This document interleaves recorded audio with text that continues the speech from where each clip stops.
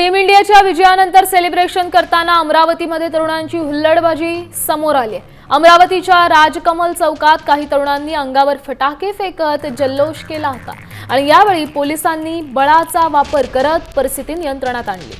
सध्या या ठिकाणी मोठा पोलीस बंदोबस्त ठेवण्यात आलेला आहे।